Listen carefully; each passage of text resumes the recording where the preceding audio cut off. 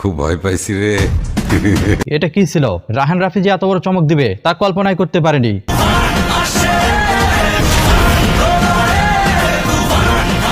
সত্যি আজ বাংলাদেশের আকাশে তুফানি ঝড় বয়ে গেল। এর আগে কখনো সুপারস্টার শাকিব খানকে এভাবে দেখা যায়নি। কথা মোতাবেক এখন থেকে পুরো দেশকে তুফানের হাতে তুলিয়া দেব।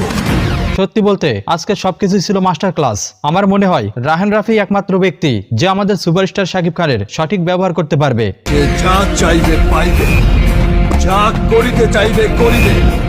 বাংলার আকাশে বাতাসে শাকিব খানের এই ঝড় একদম সামাজিক যোগাযোগ মাধ্যমগুলো উলট পালট করে দিয়েছে। তাহাকে কোনো কিছুতেই বাধা দেয়ার এখতিয়ার কেউ। আর বর্তমানে সামাজিক যোগাযোগ মাধ্যমগুলোতে তুফান ট্রেন্ডে রয়েছে। শাকিব খানকে এভাবে দেখার পর আনন্দে আত্মহারা হচ্ছে সকল সাকিবিয়ানরা। এর ব্যত্যয় ঘটিলে সত্যি বলতে রাহান রাফি শাকিব খানকে নিয়ে তুফান সিনেমার ঘোষণা দেওয়ার পর থেকেই সবাই ধারণা করছিলেন এই শাকিব খানকে অন্য এক লেভেলে নিয়ে যাবেন।